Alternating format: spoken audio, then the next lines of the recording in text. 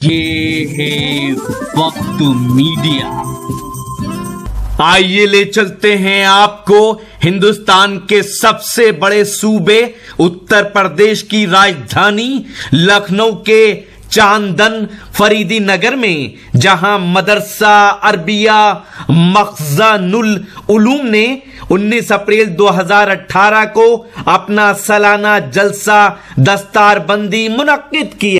इस जलसे में 50 हुफ्फाज़े किराम की दस्तारबंदी अमल में आई। मदरसा अरबिया मखज़नुल उलूम के मोहतमिम हैं मेहमान नवाज शख्सियत जनाब कारी मोहम्मद जाकिर हुसैन रशीदी साहब, जो इस प्रोग्राम के कन्वीनर रहे।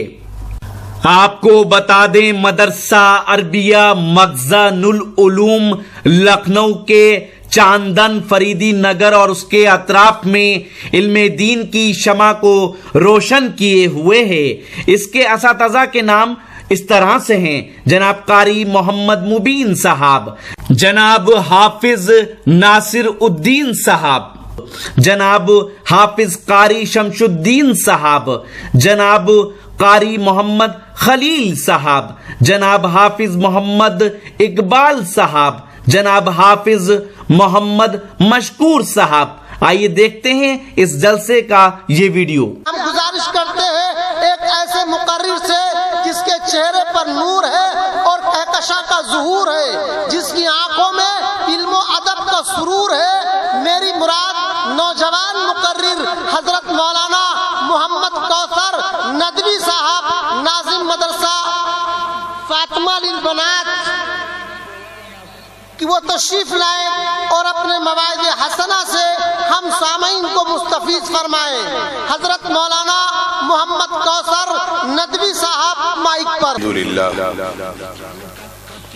अल्हम्दुलिल्लाह रब्बिल आलमीन वस्सलातु वस्सलामु अला सय्यिदिल मुरसलीन मुहम्मदिन व आलिहि व सहबिहि अजमईन व मन तबिअहुम बि इहसान इला यौमिद्दीन, अम्मा बाद। अऊज़ु बिल्लाहि मिनश शैतानिर रजीम, बिस्मिल्लाहिर रहमानिर रहीम, इक़रा बिस्मि रब्बिकल लज़ी खलक़, सदक़ल्लाहुल अज़ीम। आइए कुछ बातें बैरकेफ आपसे जिस मकसद के लिए बैठा हूँ उस हवाले से भी चंद बातें कर लूँ। आप हज़रात बखूबी जानते हैं कि इस पीछे स्टेज पर एक बहुत बड़ा इश्तिहार लगा हुआ है, उसमें 2 लफ्ज़ हैं, जलसे दस्तारबंदी।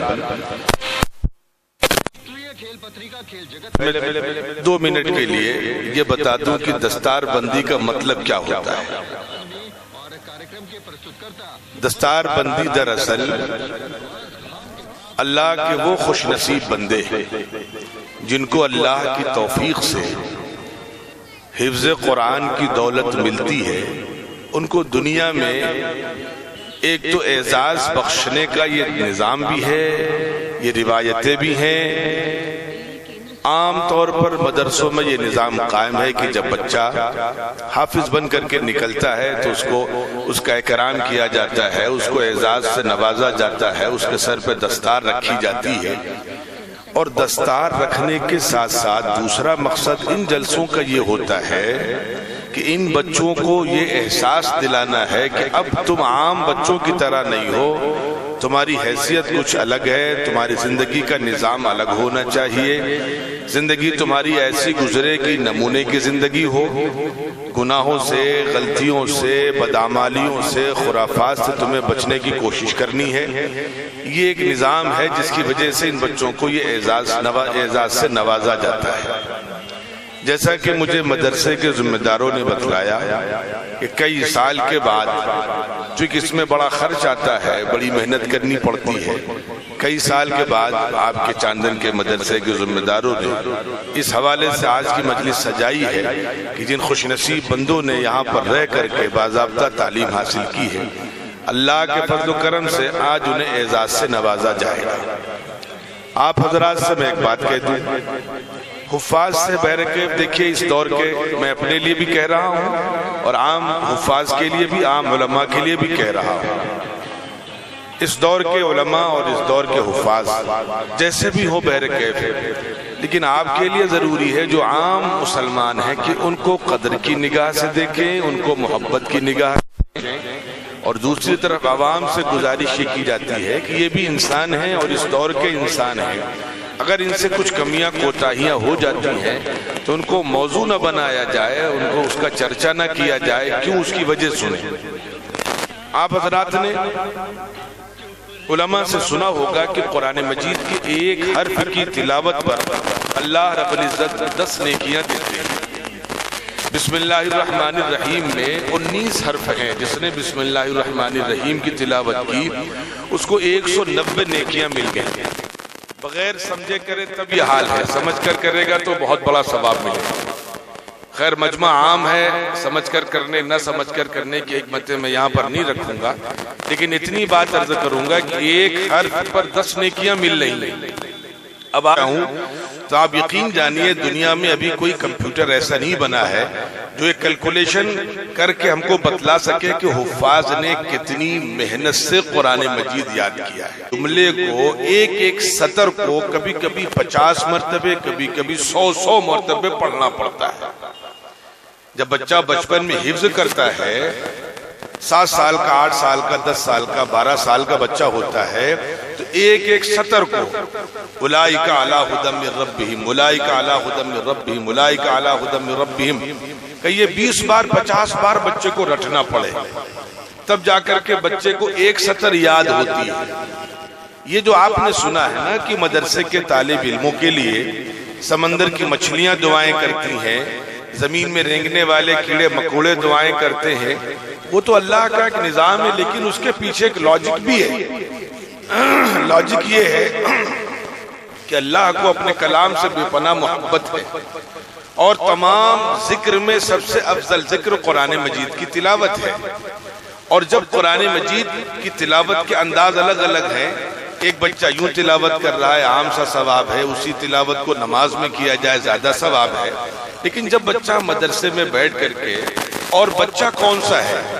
معصوم ہے، بھولا بھالا بچہ ہے، نابالغ ہے، اس سے جو بھی غلطیاں ہو رہی سب معاف ہیں، ابھی وہ احکامات کا مکلف ہی نہیں ہے۔ اسی لیے میں جو چھوٹا سا مدرسہ ہمارے یہاں چلتا ہے، میں ابھی ایک بڑے بزرگ کی خدمت میں گیا، میں نے ان سے گزارش کی حضرت دعا کر دیجئے میرے لیے، تو انہوں کا عجب بے وقوف ہو، مستجاب الدعوات تمہارے یہاں بیٹھے دعا کرانے ہمارے پاس آ رہے ہوتے۔ مدرسوں میں جو بچے اور بچیاں پڑھتے ہیں وہ آخر بچے ہیں، اس عمر کے ایک تقاضے ہیں، وہ ہماری طرح سنجیدہ، ہماری طرح بزرگ، نمازوں کے پابند، تہجد گزار یہ تو نہیں ہوں گے، اس پہ کوئی شک نہیں، جب وقت آ جائے گا تب انشاءاللہ ہو جائیں گے، لیکن بہر کے بھابی یہ بچہ بھولا بھالا ہے۔ ایک چیز، دو چیزیں اور بھی ہیں جس وجہ سے ان کے درجات بلند ہو جاتے ہیں، ان کی دعائیں کیوں قبول ہو جاتی ہیں۔ ایک چیز تو میرے عزیزو، بچہ نابالغ ہے، معصوم ہے۔ دوسری چیز یہ ہے کہ جب کوئی بچہ، کوئی انسان اللہ کے دین کے لیے ہجرت کرتا ہے تو اللہ کی نظروں میں اس کا مقام بہت بلند ہو جاتا ہے۔ مدرسوں میں عموماً ایک نظام یہ ہے، 90% بچے مہاجر ہوتے ہیں۔ آپ ذرا تصور کریں ان کے ماں باپ کے دل پہ کیا گزرتی ہے، بچوں پہ کیا بیتتی ہے۔ 6 سال کا بچہ، 7 سال کا بچہ، 8 سال کا بچہ، 10 سال کا بچہ، جس کی عمر نخرے برداشت کرانے کی، ناز اٹھوانے کی ہے، ماں باپ سے اپنی ضد منوانے کی ہے، جو کھانا نہیں کھاتا تو ماں لوریاں سناتی ہے، دلاسے دیتی ہے، خوشامد کرتی ہے، منت سماجت کرتی ہے، پیچھے پیچھے دوڑ کر کے ماں کھانا کھلاتی ہے۔ کیا اس بچے کے اندر اور اس بچے کی ماں کے اندر وہ جذبات نہیں ہیں؟ بالکل ہیں، لیکن اللہ کے فضل و کرم سے، اللہ کی توفیق سے اللہ نے ان بچوں کو قبول کیا ہے۔ چنانچہ یہ بچے اپنی ماں کو، اپنے باپ کو، اپنے گھر کو، سب کو چھوڑ کر کے ہجرت کر کے مدرسے جا رہے ہیں۔ ایک تو معصوم، دوسرے مہاجر۔ تیسری چیز سمجھے جن کی وجہ سے آخر سمندر کی مچھلیاں کیوں دعائیں کرتی ان کے لیے، اور بھی تو لوگ ہیں ان کے لیے دعائیں نہیں کرتی، لیکن اللہ کی جو دین کے طالب علم ہیں ان کے لیے یہ مخلوق جو بے گناہ ہے وہ اللہ سے دعائیں کرتی ہے۔ تیسری چیز میرے عزیزو یہ ہے کہ یہ بچے بڑے مجاہدے سے گزرتے ہیں.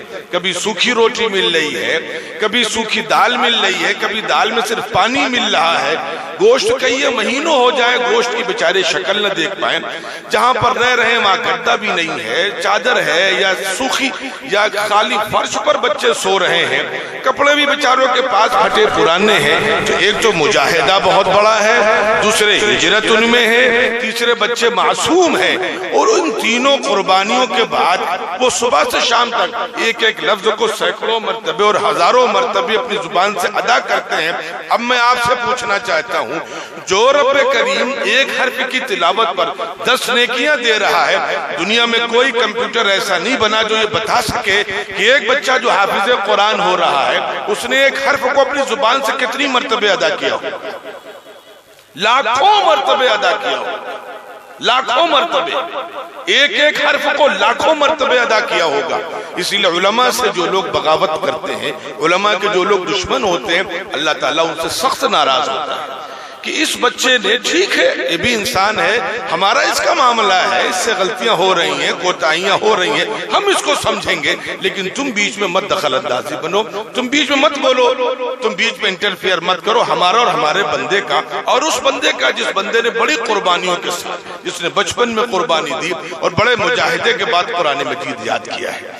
آج اللہ کے فضل و کرم سے ان خوش نصیب بچوں کو, ہو سکتا ہو کچھ بچے اس میں بڑے ہو گئے ہوں, آج کوئی 2 سال پہلے فارغ ہوا ہو, کوئی 5 سال پہلے فارغ ہوا ہو, کوئی 6 سال پہلے فارغ ہوا ہو, کچھ بچے اسی سال فارغ ہو رہے ہوں. اللہ کی توفیق سے ان بچوں نے یہ سعادت حاصل کی ہے, اللہ تعالیٰ ان کو آج اعزاز سے نوازیں گے. دوسری بات, چاندن کے لوگوں میں یہاں پر میں نے جان بوجھ کر کے قرآن مجید کی جس آیت کی تلاوت کی تھی اس حوالے سے ایک بات عرض کرنا چاہوں گا. بڑی شکایت ہے اور کبھی کبھی خوشی بھی ہوتی ہے کہ بڑے گھرانوں کے بچے مدرسوں کا رخ کم کرتے ہیں. بالکل نہیں کرتے, یہ میں نہیں کہہ رہا ہوں, لیکن رخ کم کرتے ہیں. یاد رکھیے میرے عزیزو, جیسے میرے پاس جو سب سے قیمتی سرمایہ ہوگا, آپ حقیر نہ سمجھیں کسی کو, میرے پاس جو قیمتی سرمایہ ہوگا, جیسے میں جس مکان میں رہتا ہوں اس کی رجسٹری کے کاغذات ہیں, میرے پاس جو زیور ہے, میرے پاس جو بینک بیلنس ہے, میرے پاس جو کیش ہے, میں کسے دوں گا؟ جس سے میں سب سے زیادہ محبت کرتا ہوں, اس کو بتا کر کے جاؤں گا. عام آدمی کے سامنے تو ظاہر بھی نہیں کرنے دوں گا میرے پاس کتنی پراپرٹیز ہیں, کتنا کیش ہے اور کتنا زیور ہے, کتنا سونا ہے, لیکن مجھے اپنے بیٹے سے, مجھے اپنی اولاد سے بے پناہ محبت ہے. اس لیے میری کوشش یہ ہوگی کہ ان جو قیمتی اشیاء کی جو ملکیت ہے میرے بعد میرے بچے تک منتقل ہو جائے. یاد رکھیے یہ جو قرآن مجید ہے کتنا قیمتی ہے, کتنا افضل ہے, کوئی انسان بتا ہی نہیں سکتا ہے, لیکن اللہ تبارک و تعالیٰ انہی بندوں کو اپنے اس قیمتی دولت کی حفاظت کے لیے منتخب کرتے ہیں جو اللہ کی نظروں میں بے انتہا خوش نصیب ہوتے ہیں. اب اگر پیسے والے یہ چاہتے ہیں کہ ہمارے بچے بھی خوش نصیب بن جائیں اور ہمارا گھرانہ بھی خوش نصیب ہو جائے, تو ان سے گزارش ہے کہ اپنے بچوں کو مدرسے بھیجو.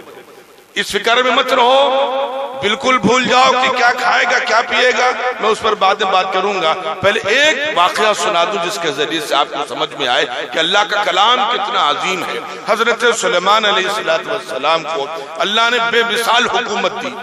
زمین کے خزانوں پر ان کی حکومت, سمندر کی مخلوق پر ان کی حکومت, جناتوں پر ان کی حکومت, بادلوں پر ان کی حکومت, ہواؤں پر ان کی حکومت, سارا نظام. اور ایک مرتبہ سفر کر رہے ہیں اپنے لاؤ لشکر کے ساتھ, تو دیکھا کیا کہ جنگل میں ایک شخص بیٹھا ہوا ہے. سوچا کہ چلو دیکھیں کیا کر رہا ہے, اس کے پاس لشکر کو روک کر کے گئے, ملاقات کی تو معلوم ہوا کوئی اللہ کا نیک بندہ ہے, وہ سبحان اللہ اللہ کے ذکر میں مشغول ہے. اس عابد و زاہد کی زبان سے ایک لفظ نکلا, سلیمان تم اللہ کے بڑے خوش نصیب بندے ہو, تمہیں اللہ نے ایسی بے مثال حکومت دی ہے, اتنی شاہی حکومت دی ہے. سلیمان علیہ السلام نے بہت افسوس سے کہا, اے اللہ کے نیک بندے, اے اللہ کے خوش نصیب عابد و زاہد, تم کس غلط فہمی میں ہو, تمہارا ایک مرتبے کا سبحان اللہ کہنا اتنا بھاری ہے کہ کہ سلیمان اور سلیمان کی پوری دولت اس کے مقابلے میں ہیچ ہے.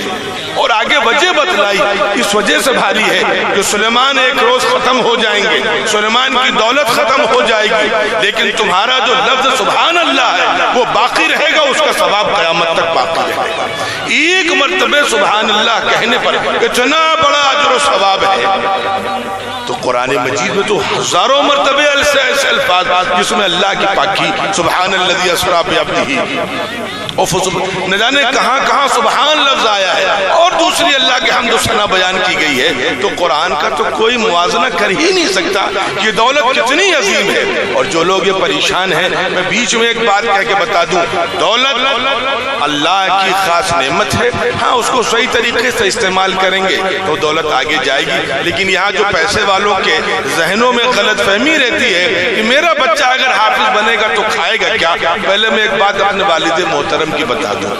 اللہ نے میرے والد محترم کو بڑا سلیقہ دیا. وہ مجھ سے کہا کرتے تھے دیکھو یاد رکھو, خاندانی اعتبار سے جو چیز تم کو ملے کبھی اس پر بھروسہ نہ کرو, کبھی اس پر نظر مت کرو.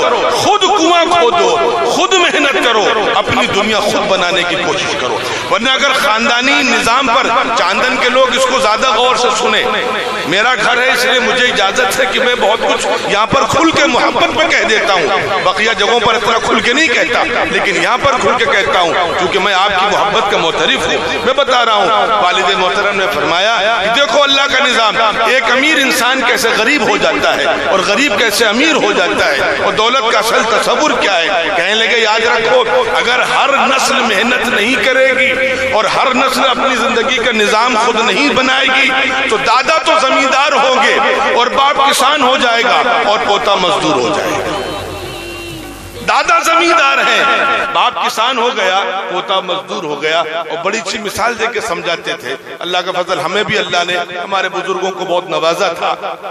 تو کہتے تھے کہ دیکھو دادا کے پاس 100 بیگھے زمین ہے, بڑے چرچے صاحب زمیندار صاحب ہیں, 100 بیگھے زمین کے مالک ہیں. ظاہر سے بات ہے اللہ کی بڑی نعمت ہے. لیکن معلوم کیا ہوا کہ دادا کے جو بیٹے ہیں, 5 بیٹے ہیں, دادا کے مرنے کے بعد ان کی جو وراثت تقسیم ہوئی وہ 5 بیٹوں میں جب تقسیم ہوئی تو 20-20 بیگھے ہر ایک بچے کے حصے میں آئے.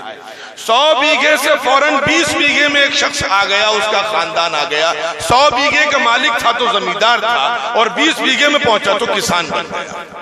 اب 5 بچے ہیں, ہر بچے کے 4-4, 5-5 بچے ہیں. معلوم ہوا اب وہ 20-20 بیگھے زمین پوتوں میں جا کر تقسیم ہوئی تو کسی کے حصے میں 4 بیگھے آئی, کسی کے حصے میں 3 بیگھے آئی. دادا 100 بیگھے کے مالک تھے, باپ 20 بیگھے کا مالک رہا, پوتا جا کر کے 3 بیگھے 4 بیگھے کا مالک ہو گیا.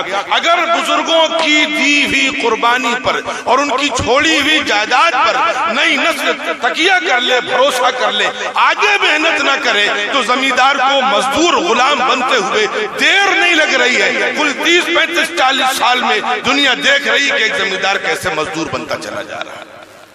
ہر نسل خود محنت کرے گی, خود نظام بنائے گی تو زمینداری منتقل ہوتی رہے گی, ورنہ زمینداری سے غلامی آتے دیر نہیں لگتی. یہ اللہ کا نظام ہے, زمیندار کو غلام کر دے.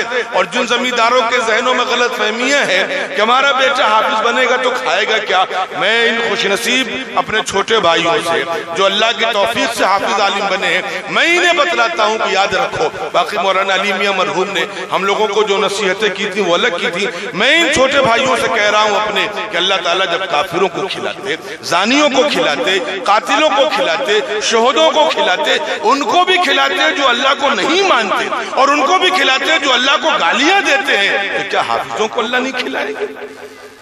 اور ہم طالب علموں کو مولانا علی میں مرحوم جب نصیحتیں فرماتے تھے تو کہتے تھے میرے بچوں یاد رکھو, مولوی کے مقدر میں مال ہو یا نہ ہو لیکن اللہ نے روزی بہت رکھی. میں اس وقت چھوٹا سا تھا تو مال اور روزی کا فرق میری سمجھ میں نہیں آتا تھا. مال اور روزی کیا چیز ہے میں تو سمجھتا تھا جو مال ہے وہی روزی ہے. مولانا کہتے تھے نہیں, مال الگ چیز ہے, روزی الگ چیز ہے. آپ حضرات کی محبتیں ہیں, آپ حضرات کی دعائیں ہیں, اللہ تعالیٰ دنیا گھماتے ہیں. ایک مرتبہ ادھر لکھیم پور کی طرف جانا ہوا, ادھر گنے کی بڑی کھیتی ہوتی ہے. ہمارے ساتھ ایک بڑے عالم بھی تھے. سرداروں کی وہاں پر شوگر میلیں ہیں, تو کسی سردار نے ازراہ محبت یہ کہہ دیا کہ بھائی آپ لوگوں کا جلسہ ہے لیکن ہم چاہتے ہیں کہ بھائی ہم بھی کچھ خدمت کریں، آپ کی جلسے میں کچھ شیئر لے لیں. تو انہوں نے کہا بھائی کھانے کا انتظام ہم کر دیتے ہیں. مقامی ذمہ داروں نے کہا کہ اگر آپ کی یہی خواہش ہے تو کھانے کا انتظام نہ کریں، آپ ناشتے کا انتظام کر دیں. نتیجہ یہ ہوا کہ بھئی میں جب وہاں پہنچا، ہمارے ساتھ بڑے بزرگ تھے، تو انہوں نے کہا بھئی کوثر میاں چلو ناشتے کا انتظام کہیں اور ہے.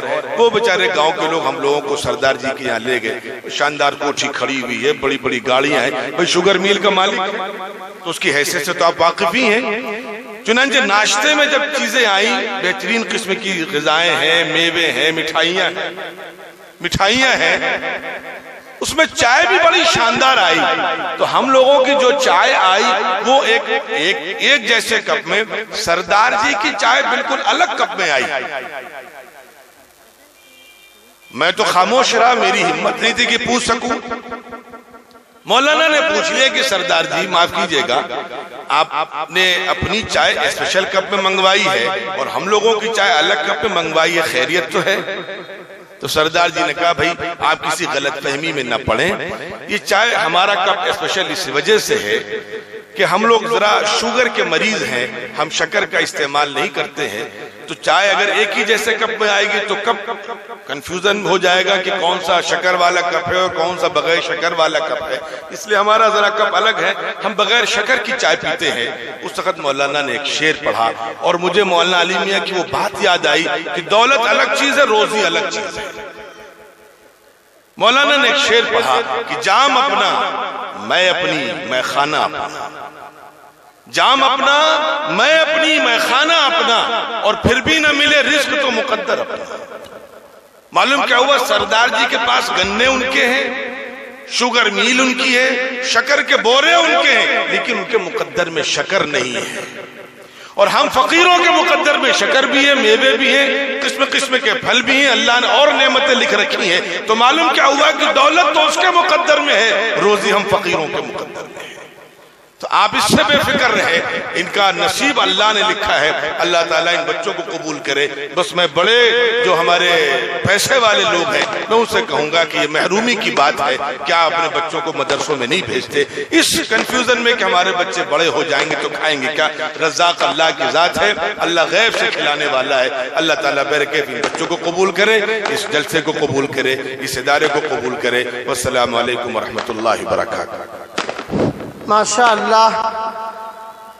ابھی آپ کے سامنے حضرت مولانا محمد کوثر ندوی صاحب حفاظ کرام کے سلسلے میں گفتگو فرما رہے تھے، اور میں یہ سوچ رہا تھا کہ آج گمنام صحیح علم کی دولت والے، آج گمنام صحیح علم کی دولت والے آخرت میں یہی سالار نظر آتے. بہت مبارک موقع ہے کہ آج مدرسہ عربیہ مخزن العلوم چاندن سے تقریباً 50 حفاظ کرام تیار ہوئے. ان 50 حفاظ کرام کے سروں پر دستار فضیلت باندھی جائے گی. اس خوشنما منظر کو ابھی آپ دیکھیں گے. مولانا کوثر صاحب یہ فرما رہے تھے کہ اللہ تعالیٰ نے علماء کے حق میں رزق کو بہت وافر مقدار میں متعین کر رکھا ہے. مجھے ایک بات یاد آ رہی، میں عرض کر دوں اور اس کے بعد حضرت مولانا کو بلا دوں. میرے استاد محترم ایک بار بیان کرنے لگے کہ میں ایک بار ایک شخص کے یہاں گیا، ان لوگوں نے بڑی پذیرائی کی اور کہا حضرت مولانا اگر آپ عالم نہ بنے ہوتے، دنیاوی تعلیم حاصل کرتے تو آپ بڑے عہدے پہ پہنچ جاتے. میرے حضرت نے فرمایا میں کیا بن جاتا؟ کہنے لگے آپ IAS بن جاتے، آپ PCS بن جاتے، آپ بڑے ڈاکٹر انجینئر ہو جاتے. حضرت نے فرمایا بس اتنا ہی تو ہوتا. فرمانے لگے میں کل ایک جگہ گیا تھا، وہاں ایک DM صاحب موجود تھے اور DM صاحب میرے جوتوں کو سیدھے کر رہے تھے. DM صاحب نے میرے جوتوں کو سیدھا کیا اور مجھ سے دعائیں کرائی. آج یہ مرتبہ اللہ تعالیٰ نے علماء کو دیا ہے کہ بڑے بڑے عہدوں پر فائز ہونے والے لوگ انہی اہل اللہ کے جوتوں میں آتے ہیں اور اجازت مانگتے ہیں کہ حضرت اگر اجازت دے دے تو مسافہ کا موقع مل جائے، حضرت دعا فرما دے. میں نہیں کہہ سکتا ہوں کہ یہ حفاظ کرام جو تیار ہو رہے ہیں ان میں سے کون سا حافظ کس مرتبے پہ پہنچے گا. حضرات گرامی، اگر آپ بھی اپنے مشاعرے، کवि सम्मेलन، دینی جلسے یا کسی کانفرنس کی کوریج وقت میڈیا کی ٹیم سے کرانا چاہتے ہیں تو آج ہی ہم سے کانٹیکٹ کیجئے اور اپنی ڈیٹ نوٹ کرائیے. جی ہاں، ہمارا موبائل نمبر ہے 9997640286. SMS کیجئے، واٹس ایپ کیجئے یا کال کیجئے. جی ہاں، یوٹیوب پہ ہمارا چینل جوائن کریں. لکھیے یوٹیوب پہ سرچ میں WAQT وقت MEDI میڈیا یا پھر www.youtube.com/c/وقت میڈیا لکھ کر بھی لاگ ان کر سکتے ہیں. مجھے اجازت دیجیے.